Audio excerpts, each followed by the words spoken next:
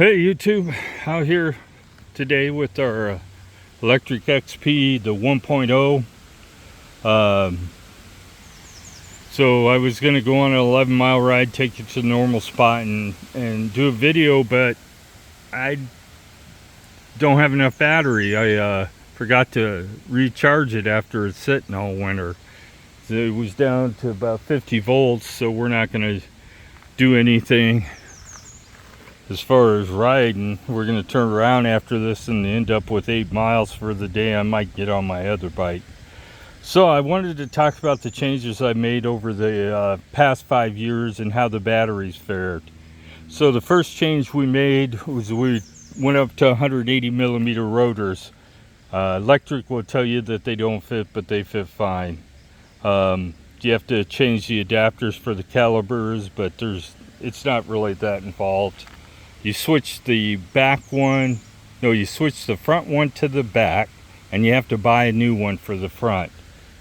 It'd be a 180 to 210 adapter.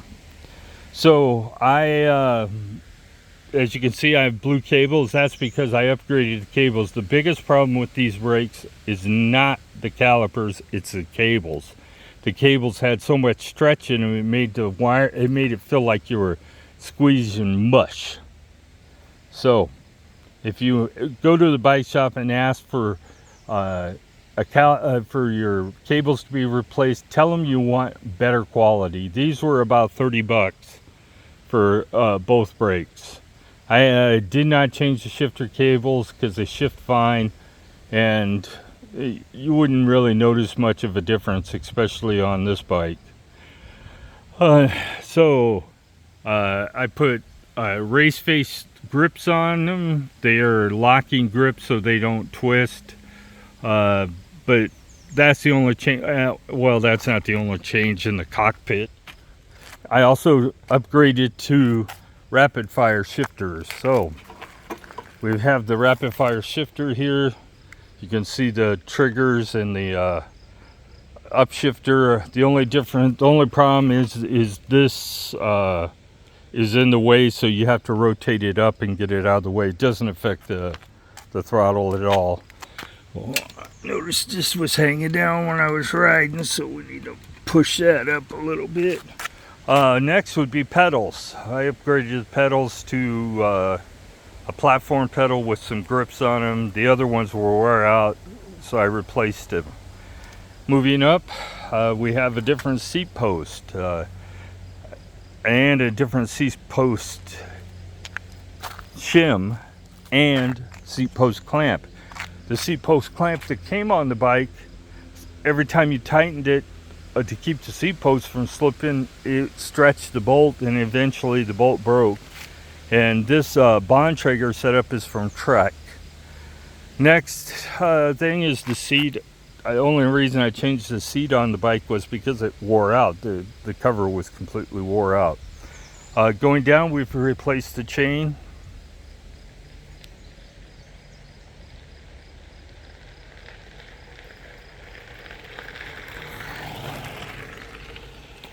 There goes somebody on a bike. I didn't want to scare them and think I was talking to myself.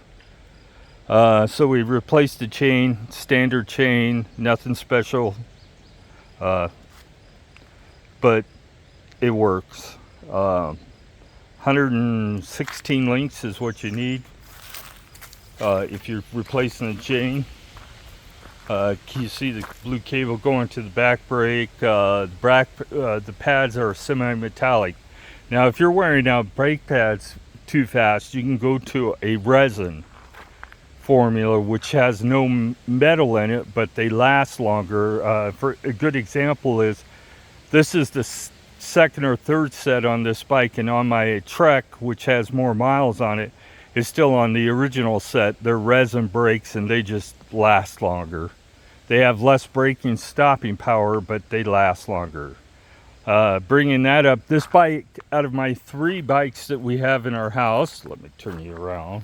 Out of the 3 bikes we have in the house, the one that stops the fastest is this one, the non-hydraulic brake one.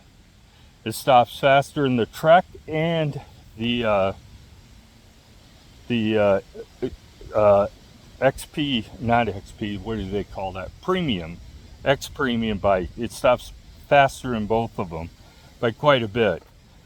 So if you replace just the cables, you're gonna get better brake feel and faster stopping, because you're stretching that cable just to get it to actuate the calipers, and that was the biggest change in braking, is just the new cables. Yeah, they're expensive, and it probably cost you about $20 to get them put on if you don't do it yourself. There is a video of me changing it. If you need to, just search through the channel and you'll see it. Along with the seat post and the seat post clamp and the shim in the seat post, that video is also available with the specific sizes that you need. The grips are a personal choice, and I'm not going to recommend any. You can get whatever you want if you're having problems with their twisting. There's also a video showing me how to install those, along with the brake calipers and the brake rotors. There's a video showing me upgrading those too. Total cost and upgrades is around $200 so far. It's maybe a little less than $200. The chain was a wear item. It needed to be replaced about every 1,500 miles. You'll need to replace your chain. So keep that in mind. If you're having problems with the shifting, it's time to change. Other than if the derailleur's adjusted right and it still has problems shifting, then the next place to look is the chain. Oh, I forgot the handlebars too. I did upgrade the handlebars to a wider one. These are 27.1 inches instead of the 25 inch, I think it was, the handlebars that are on there. They're narrow. Widening your handlebars will make it better, steer less fast, give you more stability, because that steering too fast can cause you to have less stability. So slow down. If you need to slow down your steering, you think it steers too quick, go to a wider bar. It'll make a difference. Change the tires too. This is my third set of tires on this bike. I went back to original equipment because they were the cheapest, and it didn't matter how much money you spent. The expensive ones didn't last any longer. So I just went back to original equipment. That's probably where I'll stay as long as Lectric offers them. So battery, how has it lasted after 5 years? Did some testing this winter, and I'm talking scientific testing, not just some guesstimation chart crap that you find on most of these electric forums and electric videos. I actually tested the capacity of the battery, and it worked out to 9.8 amps after 5 years. Now, we can put that testing with a grain of sand, because none of the batteries I've tested over the years have ever been at capacity. My wife's two batteries off her X Premium with just a few rides on them, their capacity was 10.1 and 10.3. Still below the rated capacity. And lecturer would tell you that they test a bunch and they come up with an average, and I call bullshit. I don't think any of their batteries actually meet capacity. I think that's the way they would like them to be rated, but they're not. So mine is rated at 9.8 amps after 5 years. So it's lost some, but how much specifically I can't tell you, because I didn't test it when it was brand new. But if we use the average from the new batteries, it's only lost 0.4, 0.5 amp hours over 5 years. So if you're concerned about battery life, don't be. This is going to last probably longer than you want to ride the bike. My battery has over 600 charges on it. It's already past what Lectric considers the life of the battery. So, and I charge after every ride. I do not. Even if I have only used a portion of the battery, I still recharge it after every ride. Keep it at near full capacity all the time. Storage over the winter it's at 70% or so. But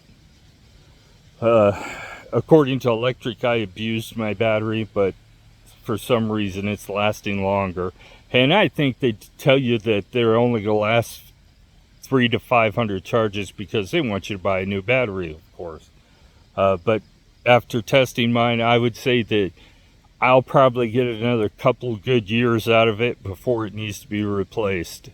But I think at that point, I'll buy a battery and send the bike down the road to the next owner. I don't know if I'll replace it or what I'll replace it with. Well, this is a video on the Lectric XP 1.0. It is a class 2 bike, and the only reason I can ride it on this trail is because I'm handicapped. Otherwise, I'd be in violation of the law. One more thing I want to point out to you guys: if you have an e-bike and you don't have this, you are not legal. What we're going to look for is the class sticker right there. If you don't have something on there telling you what class of bike you're riding, you are not legal. It is a requirement. It is in the law. Bike manufacturers seem to have forgotten that, but it's there. So if you don't have a sticker on your bike that says something like this on here, this is a class 2 e-bike, then you are not in violation of the law. Have a great day.